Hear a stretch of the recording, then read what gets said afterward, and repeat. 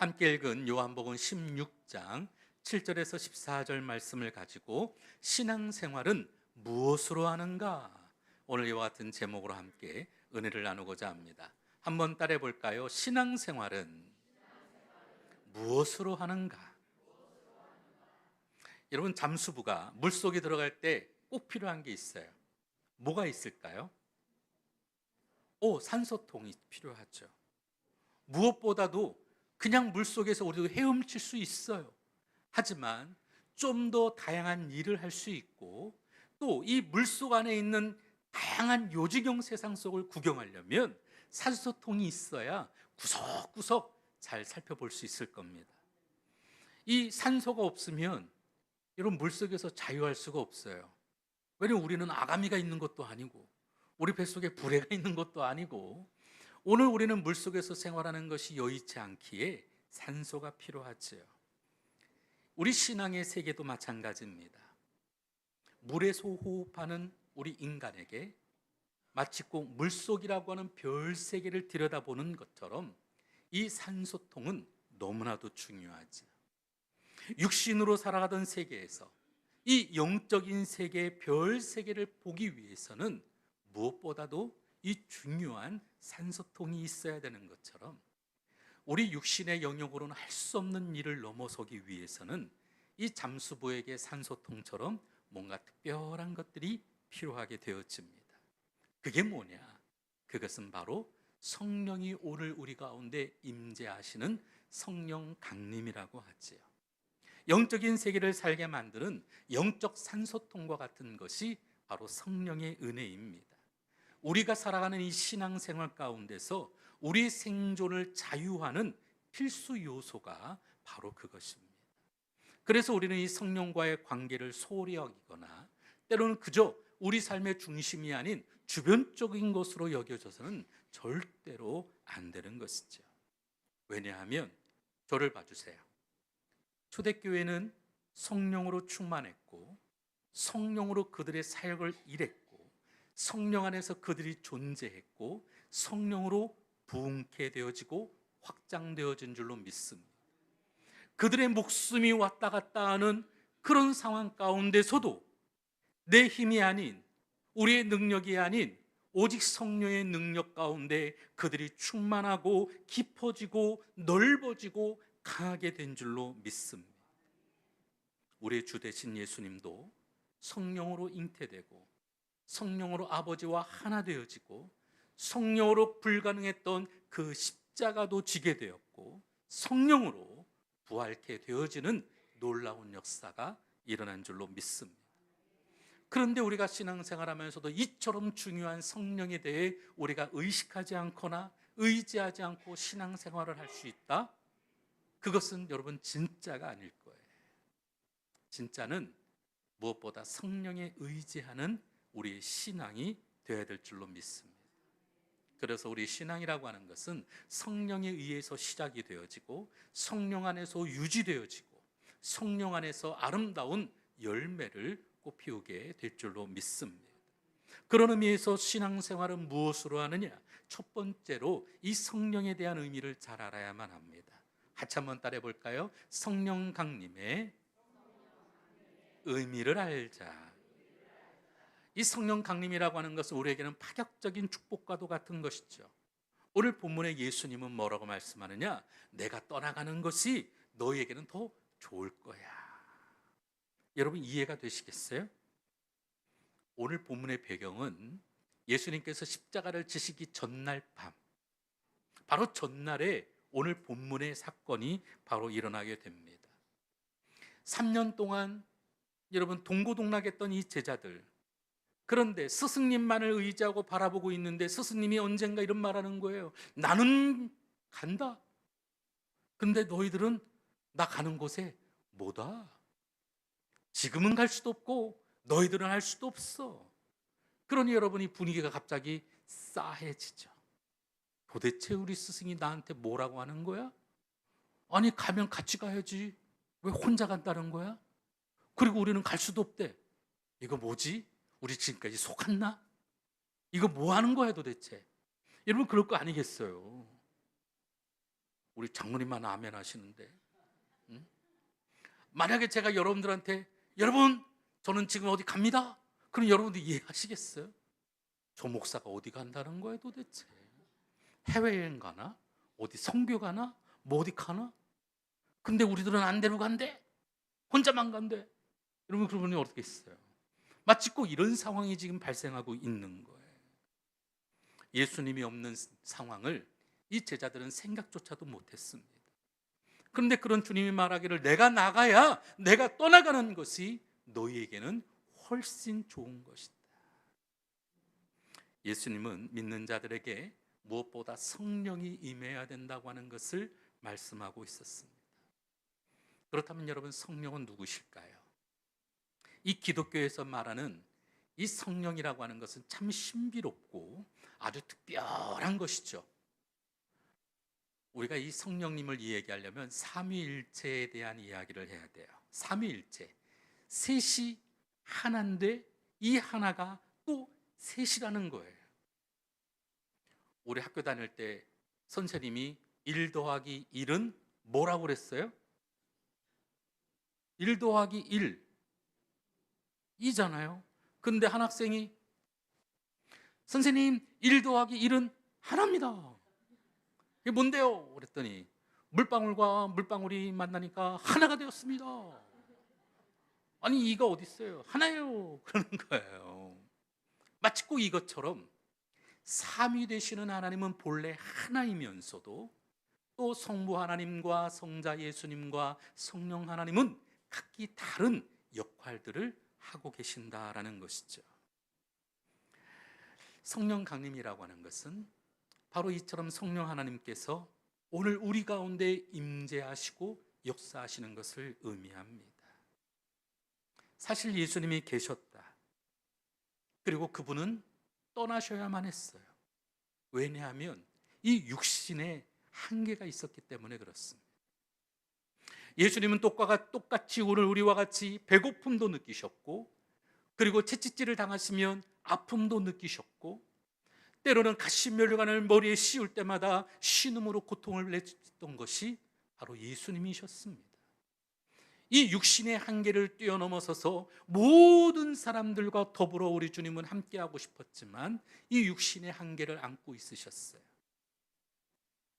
그랬더니 어떤 사람이 그런 말 하더라고요. 목사님, 아니 슈퍼맨처럼 지구를 1분에 7바퀴 반이라도 돌면서 뭔가 기적을 일으키고 나타낼 수 있는 분이 하나님 하신이신가요?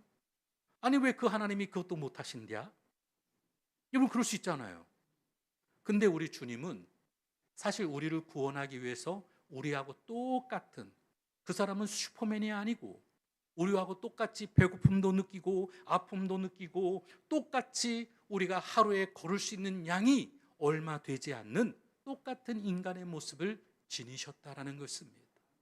더위도 탈 수 있고 추위도 탈 수 있고 애매히 우리가 마음 아플 수도 있고 또 오늘 우리가 불의한 것을 보면 화도 낼 수 있는 그런 육신의 모습을 갖고 계셨다라는 것이죠. 그래서 동시다발적으로 사람의 곁 정도가 아니라 아예 오늘 우리 마음 가운데 다가오셔서 역사하실 수 있는 분은 인간의 제약을 뛰어넘는 성령 하나님밖에는 없다라는 것이죠. 우리가 그런 찬양이 있습니다.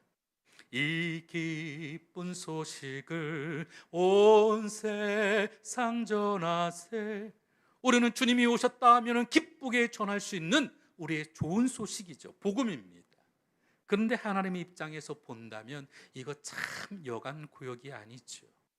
왜? 자신의 아들을, 사랑하는 아들을 여러분 그 십자가라고 하는 고난의 쓴잔을 경험해야 하는 것이 복음이기에 우리 주님의 입장에서는 결코 여러분 어떻겠어요?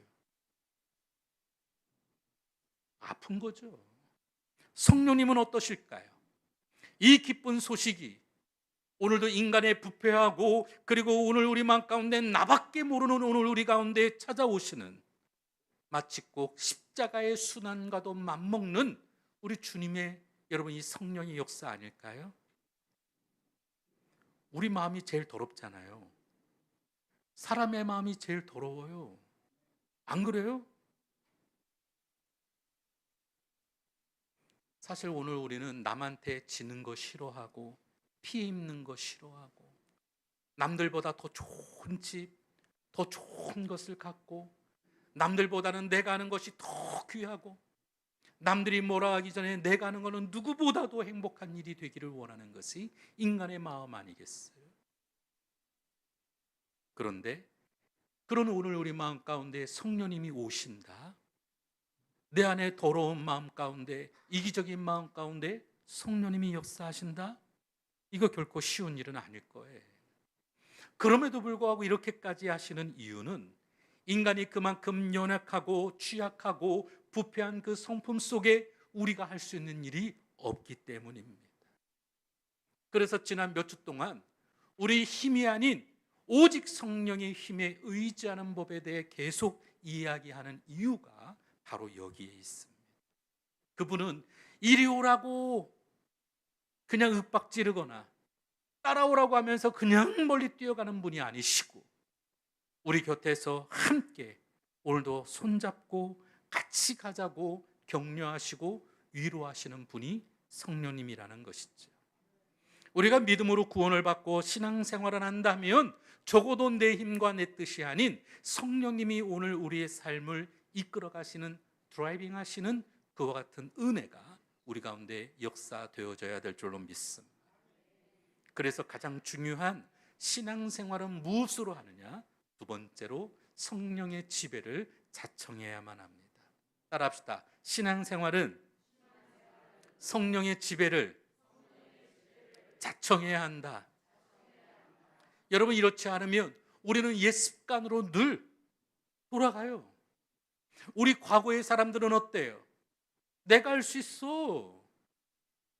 세상에서 여러분, 내가 제일 중요하고 세상에서 누구보다도 내가 더 소중하고, 그래서 세상에 여러분 머리 샴푸 비누에 여러분 그런 거 선전한 적도 있잖아요. 나는 소중하니까 로레알.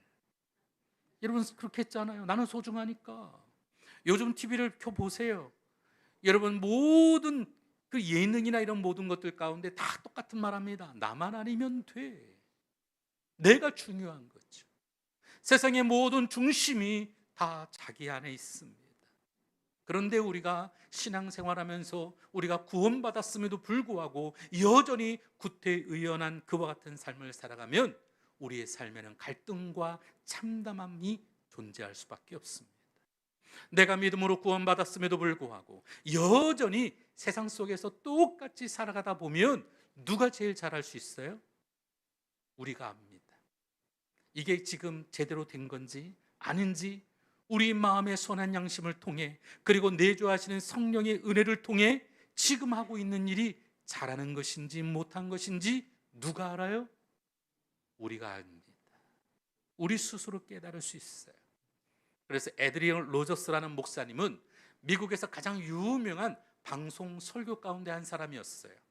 그분이 쓴 기적과 하나님의 임재 능력이라고 하는 책에 보면 이런 말이 있습니다. 주님은 우리가 구원받을 때 죄를 지을 수 있으나 그것을 즐길 수 없게 하셨다. 우리가 예수를 믿고 난 다음부터는 우리가 알아요. 이게 죄인지 아닌지, 이게 나쁜 것인지 아닌지를 우리가 먼저 깨닫게 됩니다. 오히려 죄 짓는 자신 때문에 오늘 우리가 고통을 겪을 수밖에 없게 되어졌어요. 여러분이 그러잖아요. 여러분이 예수를 믿으면서도 사기치면 될까요? 안 될까요? 안 되죠. 거짓말하면 돼요? 안 돼요? 안 되죠.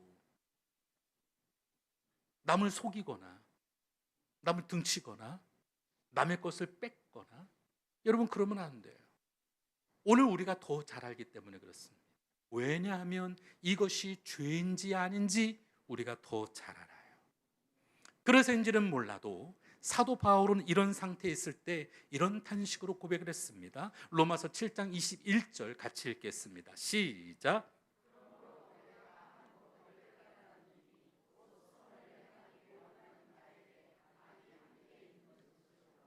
내가 선을 행하기 원하는데 내 마음 가운데는 또 다른 악이 있다라는 것을 보게 되었다라는 것입니다. 22절 말씀을 같이 읽을까요? 시작. 내 속사람으로는 하나님의 법을 즐거워하되, 23절입니다. 내 지체 속에서 한 다른 법이 내 마음의 법과 싸워 내 지체 속에 있는 죄의 법으로 나를 사로잡는 것을 보는도다.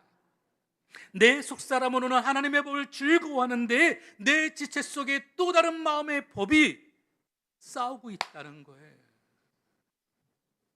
해야 될지 말아야 될지, 신호를 위반해야 될지, 내가 이거 조금만 좀 내가 살짝 거짓말하면 나한테 유리한데 이걸 말할까 말까. 여러분 그럴 때가 있잖아요. 역시 우리는 거룩해서 그런 일을 안 하시는구나. 저는 아직까지도 그럴 때가 있어요. 할까 말까, 저 신호 위반할까 말까. 오늘 새벽에도 오는데, 오늘은 새벽에 너무 일찍 일어났어요. 제가 3시 반에 일어나가지고 교회를 오는데 저거 하나 바꾸면 얼른 더 빨리 갈 수 있는데, 교회를 얼마나 오고 싶었던지 3시 반에 나오면서도 더 빨리 오려고 저거를 갈까 말까 신호 한 번만 바꾸면 교회 오는데, 저희 집에서 그런 여러분 유혹이 있을 때가 있잖아요. 근데 오늘 참았죠. 오늘 제가 설교를 해야 되니까 아무도 없는데, 여러분 제가 딱 신호를 지키고 있더니 뒤에 차가 라이트를 켜면서 빵 하고 지나가더라고. 섰다고. 빨간불인데. 그럼 난 내가 잘못한 줄 알고, 근데 봤더니 빨간불이더라고. 세상 사람들도 그렇고 다 간다면 여러분 나도 얼마든지 할 수 있을 거라고 생각하잖아요. 하지만 오늘 우리는 압니다. 이것이 진짜인지 아닌지. 그래서 여러분 사도 바울은 24절에 그렇게 고백했습니다. 오호라, 나는 곤고한 사람이로다. 이 사망의 몸에서 누가 나를 건져내랴. 여전히 오늘도 우리 삶 가운데는 또 다른 한 법이 내 안에 있어. 늘 싸우고 싸웁니다. 그러면서 이 사망의 몸에서 누가 나를 건져낼 수 있을까? 우리의 의지, 우리의 힘, 우리의 능력으로는 우리의 옛사람 옛버릇을 이길 수가 없습니다. 육신과 정욕의 포로가 되거나 눌려있기가 여러분 십상이죠. 그래서 오늘 우리는 철저하게 성령의 인도함을 받는 삶을 살아야만 합니다. 다시 한번 얘기하겠습니다. 따라하겠습니다. 성령의 지배를 받으라. 성령의 지배를 받으라 그랬더니 그럼 목사님 내 인생은 뭐예요? 나는 뭐래요? 성령의 지배를 받라니 그럼 나는 내가 설 자리, 또 내 영역은 없습니까? 근데 여러분, 영적인 차원에서의 인간은 우리 스스로의 것일 때가 없습니다. 다시 말하면 하나님의 울타리에 있든지 마귀의 울타리에 있을지 여러분 이것밖에는 없어요. 중립이라고 하는 것은 없습니다. 하나님 나라에 있어서는 여러분 중립은 없어요. 하나님의 지배를 받으면 마귀는 떠나가고, 오늘 우리가 우리의 모든 영역 속에 세상의 방법대로 마귀의 속삭임 속에 오늘 우리가 그것을 행하면 하나님은 떠나시는 거예요. 에베소서 5장 18절은 말합니다. 술 취하지 말라. 이는 방탕한 것이니 오직 성령으로 충만함을 받으라. 오직 성령으로 충만함을 받아야 되는 것입니다. 그래서 성령 충만이라고 하는 것은 성령께서 그리스도의 가르침을 통해 온전히 우리의 마음과 생활을 지배하는 상태를 성령의 충만함, 온전함, 이렇게 이야기하는 거죠. 이 성령께서 우리를 인도하실 때 사실 좋은 롤 모델이 있습니다. 그게 누구일까요? 바로 예수님이죠. 사실 십자가 이후에 성령께서 강림하신 이유는 물론 그 이전의 구약 시대에도 성령의 역사는 있었습니다. 근데 그때는 사실 제한적이었고 일시적이었어요. 십자가 사건 이후에 모든 만민에게 누구에게든지 이 영원토록 주어지는 성령의 충만의 역사가 일어나게 되어졌습니다. 예수님을 통해 바로 그랬어요. 그래서 성령의 역사는 예수님의 모습을 투사하게 되어지고, 우리를 예수님을 닮게 하는 유일한 것은 성령님의 사명인 줄로 믿습니다. 그래서 이 사실 우리에게 아주 중요하게 알려주는 교훈이 있어요. 어떤 성령의 역사도 예수님의 가르침과 그 모본에 벗어나지 않는다라는 겁니다. 예수님의 인격, 가르침, 예수님께서 하신 그 일을 그대로 빼박게 하는 분, 바로 성령님께서 그렇게 일하신다라는 겁니다. 그러므로 오늘 우리 모습 속에 성령님이 여러분 일하신다면 자연스럽게 예수님을 닮아가게 되는 거예요. 우리 모습 속에 예수님의 모습이 없다? 그것은 우리가 무릎 꿇고 회개해야 할 일인 줄로 믿습니다. 사실 지난주에도 우리 여러 목사님들하고 같이 식당을 갔어요. 일이 있어가지고 식당에 가서 저렇게 회의도 좀 하고 밥도 먹는데 빌지는 여지없이 내 옆에 주고 가는 거예요. 그래서 제가 저기요, 이 빌지를 왜 제 옆에 두셨어요? 여기 많은데. 그랬더니 사장님 같아 보이셔서 났어요. 제가 그날 교회에 돌아와서 회개했습니다. 내가 목사가 아니고 사장이었구나. 행복한 우리 순복음교회 사장이구나. 여러분, 오늘 우리의 모습 속에 주님의 모습이 드러나야만 합니다. 우리의 말이, 우리의 언어가, 우리의 행동이, 오늘 우리의 손길이 어느 곳에 가든지 주님의 모습을 닮아갈 수 있기를 주 이름으로 부탁을 드립니다. 성령의 지배를 받으면 우리는 그분을 통해 예수님을 닮아가게 되고 하나님의 축복하심과 그 영광이 영혼이 잘되고 범사가 잘되고 강건하도록 임하게 되어질 줄로 믿습니다. 마지막 세 번째로 우리 신앙생활은 무엇으로 하는가? 그렇듯 우리는 예수님을 대하듯 성령님을 환영하고 인정하고 모셔야만 합니다. 따라합시다. 예수님 대하듯 성령님을 환영하고 인정하고 모셔야 한다. 예수님이 이 땅 가운데 오신 이유는 우리를 구원하고 우리를 돕기 위해 이 땅에 오신 줄로 믿습니다. 그래서 성경은 말하기를 그분을 처음 보혜사라고 이야기합니다. 우리를 보호하고 우리를 가르치고 우리를 인도하시는 분은 바로 예수님이시죠. 근데 이 예수님의 제자들에게도 나는 가야 하고 또 다른 보혜사가 너희에게 올 거라고 말씀하셨어요. 예수님처럼 똑같은 일을 하시는 분이 온다라는 겁니다. 그분이 바로 성령님이라는 것이죠. 요한복음 14장 16절 말씀을 같이 읽겠습니다. 시작. 내가 아버지께 구하겠으니 그가 또 다른 보혜사를 너희에게 주사 영원토록 너희와 함께 있게 하리니. 또 다른 보혜사, 성령님이 지니신 또 하나의 특징인데 그분은 오늘 우리와 인격적인 교제를 가지시기를 원해요. 예수님께서 육신의 한계를 입고 계셨기에 오늘 우리에게 누구에게나 다 그와 같이 우리 마음 가운데 역사할 수 없어. 또 다른 보혜사 누구에게나 오늘도 주의 이름을 증거하고 오늘도 주님과 함께하기를 원하는 사람들에게는 우리에게 다가오는 분이 계시는데 그분이 성령님이에요. 근데 이분의 또 다른 특징 중에 한 가지는 우리 마음 가운데 임하시기에 우리와 인격적인 교제를 나누기를 원한다라는 겁니다. 한번 따라합시다. 성령님은 우리 안에서 인격적인 교제를 원하신다. 고린도후서 13장 13절 말씀인데요. 이 말씀은 제가 마지막에 예배 끝나고 축도할 때 하는 말입니다. 같이 한번 읽어보겠습니다. 시작.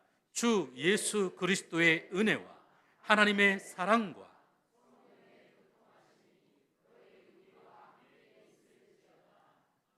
여기다가 이제 제가 살을 조금 더 붙이는 거예요. 지금은 우리 주 예수 그리스도의 은혜와 여담이긴 한데 저희 학교 다닐 때 이 충청도 교수님이 한 분 계셨어요.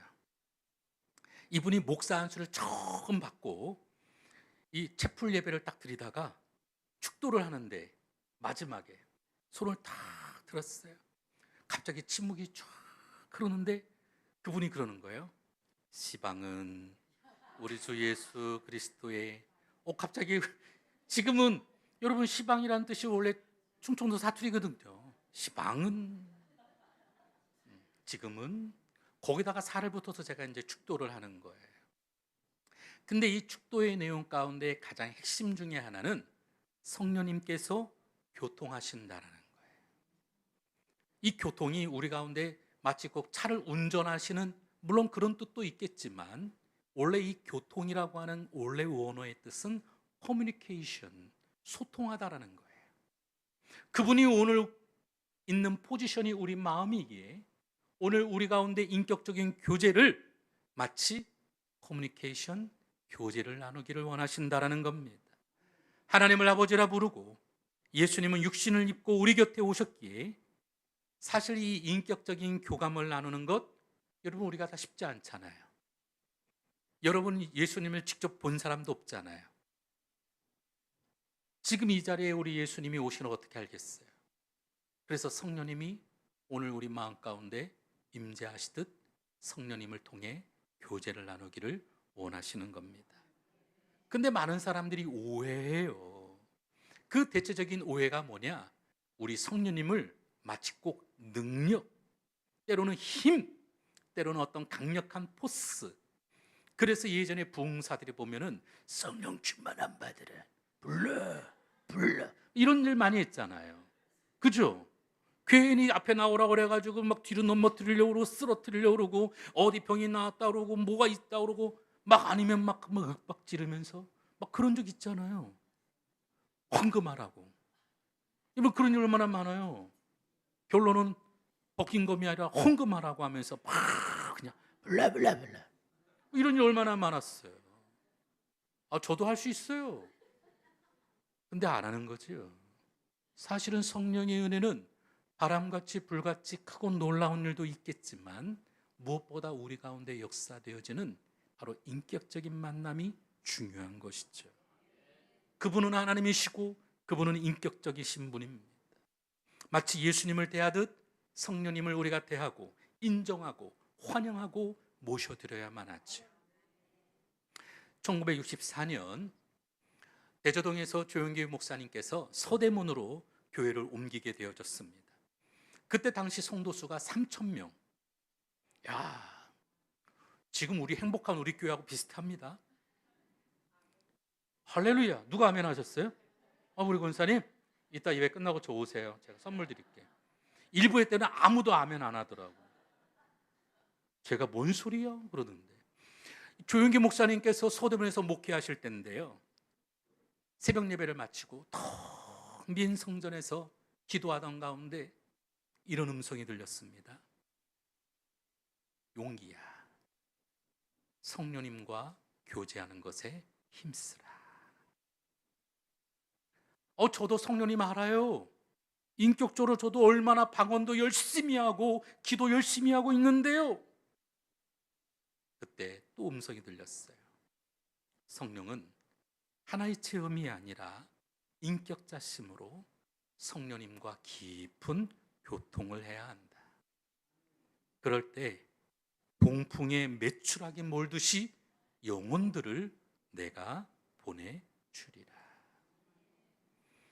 그래서인지는 몰라도 조영기 목사님은 항상 성령 충만함 받으라, 내 영혼이 잘된 같이 범사가 잘되고 강건할 것이라고 이야기하셨어요. 그래 안 그래요? 사실 여러분 조영기 목사님께서 전도해오라 얘기한 적 있어요? 헌금 얼마씩 하라고 얘기한 적 있어요?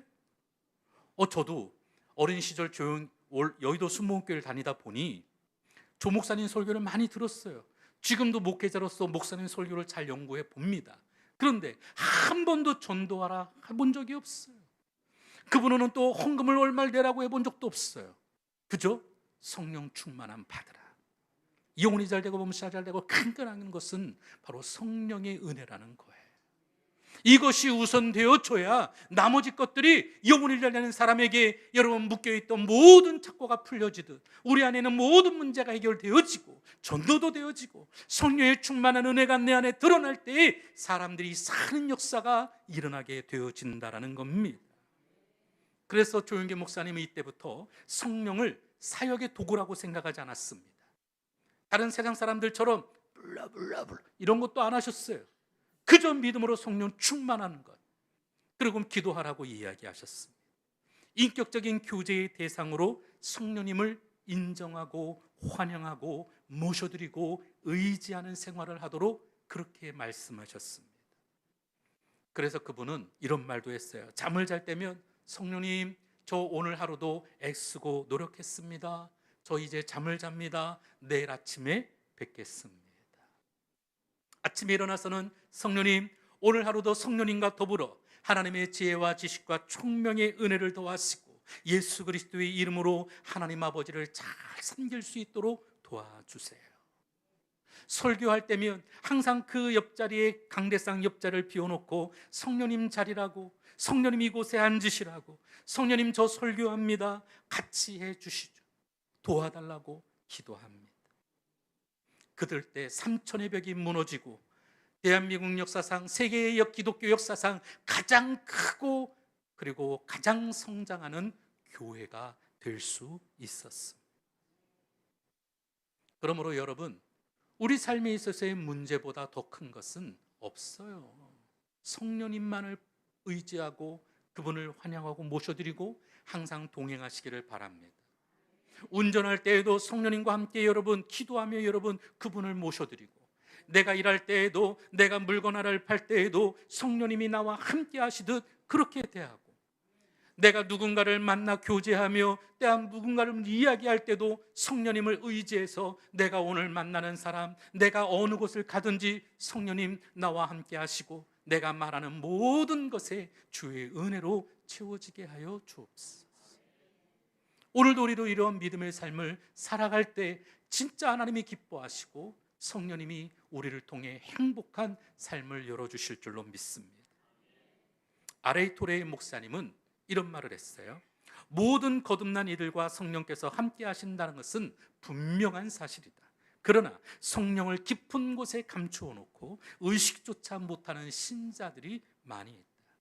손님을 구석지고 눈에 안 띄는 곳에 모셔놓고 우리 자신조차도 그가 있다고 하는 것을 의식하지 못하는 경우, 또는 손님에게 온갖 신경을 쓰는 경우는 분명 다르다. 마찬가지입니다. 우리 가운데 성령님이 임함에도 불구하고 오늘도 항상 우리 입술로는 그분을 이야기하면서도 여전히 그분을 의지하지 않고 오늘 우리 삶의 중심이 아닌 한 구석재기, 오늘 우리의 삶이 그런 삶이 아니라 오늘도 그분이 우리를 통해 일하시도록 끊임없이 구하고 간구하고 또한 사역해내는 우리가 되어야 될 줄로 믿습니다. 성령이 우리 안에 거하시기는 하지만 우리가 그의 존재를 인식하지 못하고 있다면 결코 성령 충만했다고 말할 수 없을 것이며 성령 세례를 받았다는 말도 할 수 없을 것이다. 행복한 신앙생활하기 위해서는 성령의 역사는 필수입니다. 오늘 우리가 성령에 의지하지 않고서는 우리는 아무것도 할 수 없다고 고백하며 오늘도 주의 일에 그리고 우리의 모든 범사를 주님께 내어드리는 저와 여러분 되시기를 주의 이름으로 부탁을 드립니다. 항상 성령님 안에서, 그리고 우리가 그분 앞에서 말로든 무엇이든 마음으로든 항상 그분과 대화가 필요합니다. 그렇지 않으면 반대편 영들이 역사하기 시작하죠. 오늘 우리에게 마음이 주님께 온전히 내어드리지 못하면 세상의 기운이, 흑암의 어둠의 세력들이 오늘 우리 가운데 스물스물 스며들고 맙니다. 요한복음 13장 1절과 2절 말씀을 읽습니다. 시작. 유월절 전에 예수께서 자기가 세상을 떠나 아버지께로 돌아가실 때가 이른 줄 아시고 세상에 있는 자기 사람들을 사랑하시되 끝까지 사랑하시니라. 마귀가 벌써 시몬의 아들 가룟 유다의 마음에 예수를 팔려는 생각을 넣었더라.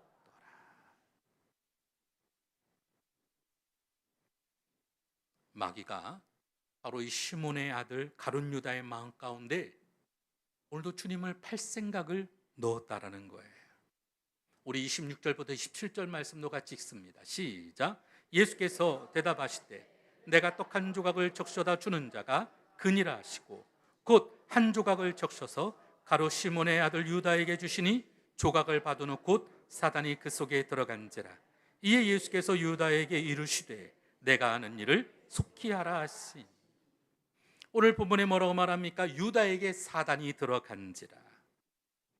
우리가 사단이 들어왔다 해서 여러분 갑자기 발적하거나 경련을 일으키거나 눈에 여러분 확 신동자가 훅 드러나듯 뒤집어지는 것이 아닙니다. 우리 일상에서 똑같이 생활하면서도 내 마음이 성령님께 온전히 드리지 못했기에 오늘도 그 틈을 타고 오늘도 어둠의 세력이 우리 가운데 역사하기 시작한 거예요. 그래서 결국 주님과 함께하고 있었지만 주님을 배신하고 어둠의 포로가 되어 자신 스스로 목매어 자살하는 일이 벌어지고 말았습니다. 하지만 반대로 성령님을 인정하면 하나님이 오늘 우리들을 밀어주시는 우리 그와 같은 인생이 되어질 줄로 믿습니다. 이런 말이 있어요. 두 손 두 발로 뛰어도 머리 좋은 사람을 당해낼 수 없다. 여러분, 이 위로부터 내려지는 여러분 이 머리 좋은 것은 태생부터가 감당할 수 없는 거죠. 근데 여러분, 아무리 머리 좋은 사람일지라도 운 좋은 사람하고는 또 비길 수가 없어요. 그렇지 않겠어요? 네? 머리 좋은 사람이 여러분 다 로또 맞나요? 아닐 거예요. 운 좋은 사람이 애들 말로 대길이죠. 그런데 이 운 좋은 사람보다 더 좋은 것은요, 하나님이 밀어주시는 사람입니다. 행복한 여러분은 하나님이 밀어주시는 사람 되기를 원합니다. 아무나 밀어주시나요? 조건 있죠. 성령님을 환영하고 인정하고 그분과 인격적인 믿음의 교제를 이루어내는 것이 중요합니다. 나를 위해서 오늘도 우리 가운데 찾아오신 그분을 우리가 의식하지도 못한다면 이거 얼마나 우스꽝스러운 일이에요. 우리를 돕기 위해 오신 그분, 오늘부터 매 순간순간마다 성령님을 인정하고 의지하고 우리 마음에 모셔드리기를 주 이름으로 축원합니다. 그럴 때 머리 좋은 사람도 운 좋은 사람보다도 오늘 우리 영혼이 잘 되고 범사가 잘 되는 놀라운 역사가 일어나게 되어질 줄로 믿습니다. 기도하겠습니다.